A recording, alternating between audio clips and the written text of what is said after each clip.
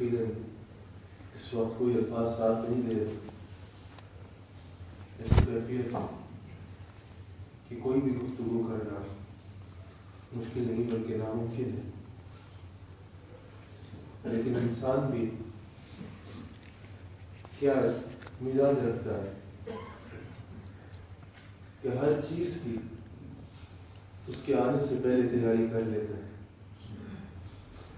موسم بدل رہا ہو تو اگلے موسم کی تیاری کر لیتا ہے، عمر بڑھ رہی ہو تو جوانی سے ہی اپنے بڑھاپے کی تیاری شروع کر دیتا ہے۔ کوئی بھی چیز ہو تو آنے والے وقت کی تیاری پہلے سے شروع کر دیتا ہے، لیکن اپنی قبر کی تیاری نہیں کرتا، اپنے اگلے جہان کی تیاری نہیں کرتا۔ حالانکہ اللہ کریم قرآن کریم میں فرماتا ہے، حالانکہ اللہ کریم قرآن کریم میں فرماتا ہے کہ ہر ایک کو چاہیے، ہر شخص کو چاہیے کہ وہ غور کرے، وہ اس چیز پر غور کرے کہ اس نے اپنے آگے کے لیے کیا بھیجا ہے، اس نے اپنے اگلے جہان کے لیے، اپنے آگے کے لیے کیا اکٹھا کیا ہے اور کیا بھیجا ہے۔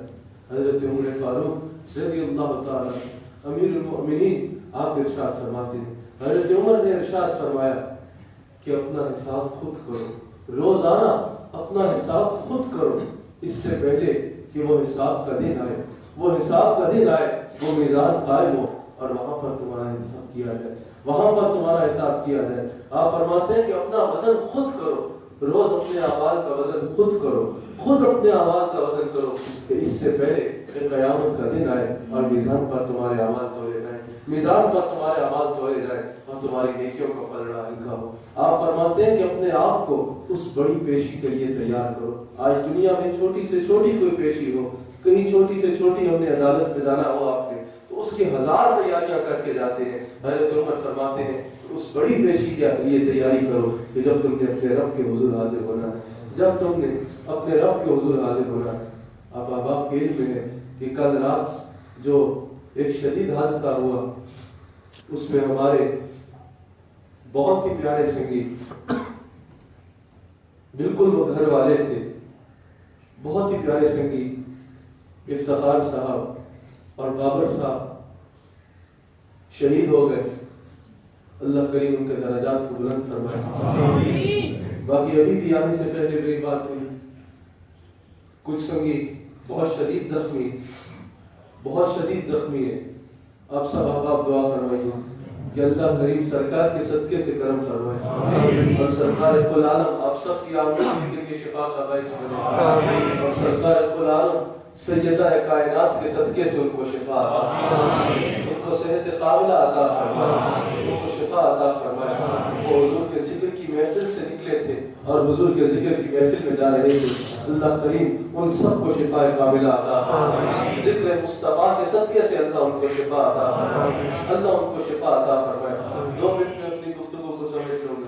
حضرت عمر فرماتے ہیں کہ اپنے آپ کو اس بڑی پیشی کے لیے تیار کرو، اس بڑی پیشی کے لیے تیار کرو۔ سرکار کل عالم صلی اللہ علیہ وآلہ وسلم سے کسی شخص نے سوال کیا کہ یا رسول اللہ دور اندیش کون ہے اور عقل مند کون ہے؟ عقل مند کون ہے اور دور اندیش کون ہے؟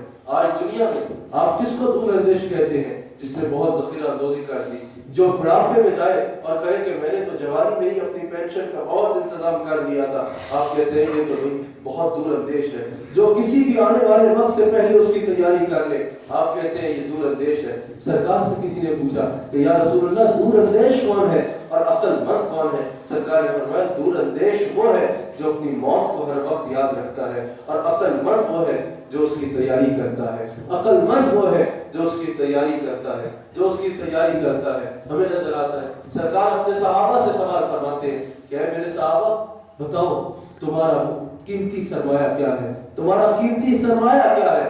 کوئی بولا یا رسول اللہ میرے باغات، کوئی بولا یا رسول اللہ میری اولاد، کوئی بولا یا رسول اللہ میری جائیداد، کوئی بولا یا رسول اللہ میرا مال، میرا مویشی۔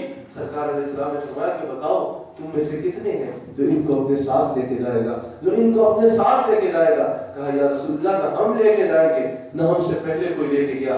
سرکار نے فرمایا پھر تمہارا یہ قیمتی سرمایہ کیسے ہو سکتا ہے؟ تمہارا قیمتی سرمایہ وہ ہے جو اللہ اور اس کے رسول کی یاد میں تم نے وقت گزارا، وہ تیاری ہے جو تم نے اپنی آخرت کے لیے کی ہے، اپنی آخرت کے لیے کی ہے۔ بخاری میں موجود ہے، سرکار ارشاد فرماتے ہیں کہ جب انسان مرے گا، قیامت کے دن اٹھے گا، اللہ کریم اس کی قدم اب ان چیزوں کی جو میں نے صرف بتا کے اپنی گفتگو کو سمیٹ لے رہا ہے، مجھے بھی چاہیے، آپ سب کو بھی چاہیے، آپ سب کو چاہیے کہ اس کی تیاری کریں، کیونکہ آج ایسا موقع ہے۔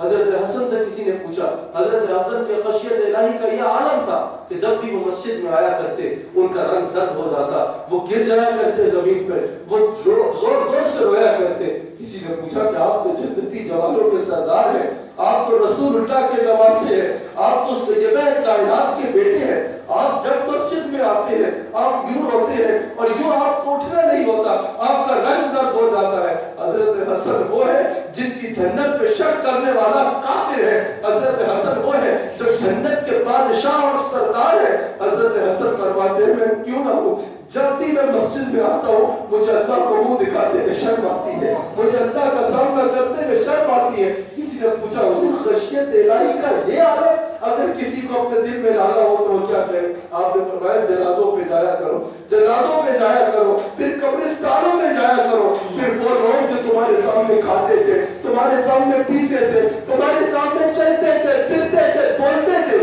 ان کی قبروں سے باتیں کیا کرو۔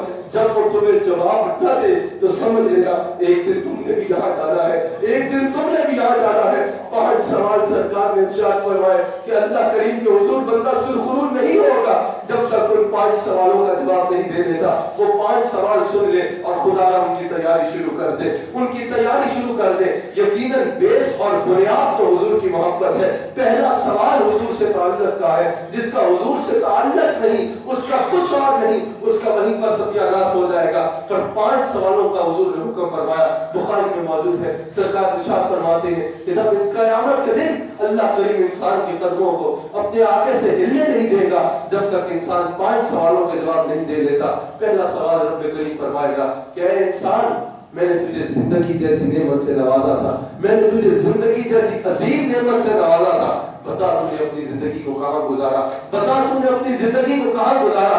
کہیں آگے پیچھے دنیا کے پیچھے بھاگتے ضائع تو نہیں کر دیا، کہیں دنیا کی باتوں میں ضائع تو نہیں کر دیا، یا میری یاد میں رہا، کہیں میری یاد سے غافل تو نہیں رہا؟ پہلا سوال یہ ہوگا، پہلا سوال یہ ہوگا۔ دوسرا سوال ارشاد فرماتے ہیں کہ اللہ کریم بندے سے سوال فرمائے گا، اللہ کریم بندے سے سوال فرمائے گا کہ بتا میں نے تجھے جوانی دی تھی، تو نے اپنی جوانی کو کہاں پرانا کیا، تو نے اپنی جوانی کو کہاں پرانا کیا؟ کہیں بدکاری تو نہیں کرتا رہا، کہیں بدنگاہی تو نہیں کرتا رہا، کہیں آگے پیچھے گھوم کے اپنی وقت کو دنیا کے پیچھے ضائع تو نہیں کرتا رہا؟ بتا تو نے اپنی جوانی کو کہاں پرانا کیا؟ اگر تو بندے کا یہ جواب ہوا، اگر تو بندے کا یہ جواب ہوا کہ ہاں میں تو آگے پیچھے بدنگاہی کرتا رہا، میں تو کہوں اپنی جوانی میں شریعت سے دور رہا، تو اس کا انجام جہنم ہوگا۔ لیکن اگر کسی نے کہا کہ یا اللہ میں نے جوانی میں تیرے اور تیرے حبیب کا ذکر کیا تھا، میں نے جوانی تیرے دین کی خدمت میں صرف کی تھی، تو رب سرکار ارشاد فرماتے ہیں کہ وہ نوجوان جس نے جوانی میں توبہ کی تھی اللہ اس کو قیامت کے دن اپنے عرش کے سائے میں جگہ عطا فرمائے گا۔ تیسرا سوال رب کریم ارشاد فرمائے گا، تیسرا سوال رب کریم ارشاد فرمائے گا کہ بتا تو نے مال کو کہاں سے حاصل کیا، مال کو کہاں سے حاصل کیا؟ کہیں غلط طریقوں سے تو مال حاصل نہیں کیا، کہیں کسی غریب کا لقمہ تو نہیں نوچا، کہیں کسی غلط طریقے سے تو مال حاصل نہیں کیا۔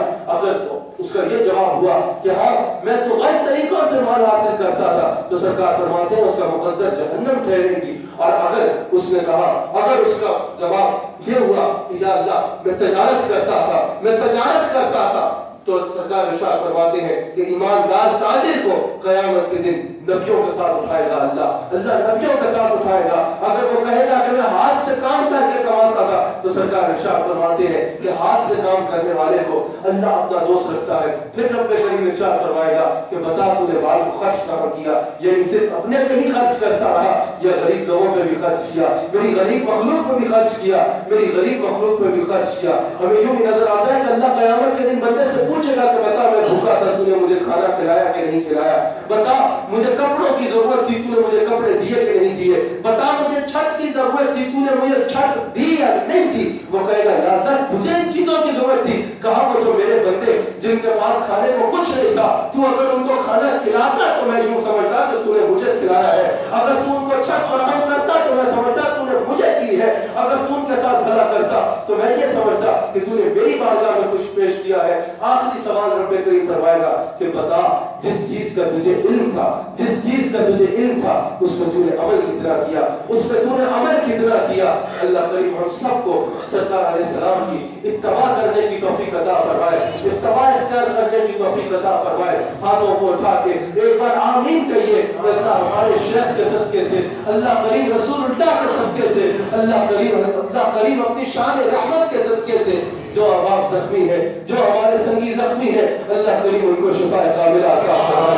अल्लाह करीम उनको शिफाए कामिला अता फरमाए। जो शहीद हो गए अल्लाह करीम उनके दराजात को बुलंद फरमाए। अल्लाह करीम उनको हमारे लिए वसीला नजात बनाए। अल्लाह करीम उन पर अपनी बेपनाह रहमतों का नज़ुल फरमाए, बेपनाह रहमतों का नज़ुल फरमाए। अल्लाह करीम हमें अपनी आखिरत की तैयारी करने की तौफीक अता फरमाए। अल्लाह करीम हमें अपनी आखिरत की फिक्र करने की तौफीक अता फरमाए। अल्लाह करीम उन सब संगियों की हिफाजत फरमाए। अल्लाह करीम सैयदा कायनात के सदके से, हसनैन करीमैन के सदके से, रसूलुल्लाह की वालिदा के सदके से, सरकार के वालिद पाक के सदके से, सरकार के बचपन के सदके से, सरकार की जवानी के सदके से, सरकार के चेहरे के जमाल के सदके से, सरकार की जुल्फ मुबारक के सदके से, सरकार के मुस्कुराने के सदके से, सरकार के उम्मत की खातिर रोने के सदके से, सरकार की नालैन के सदके से अल्लाह करीम हमारे शेख की हिफाजत फरमाए, हमारे शेख की हिफाजत फरमाए।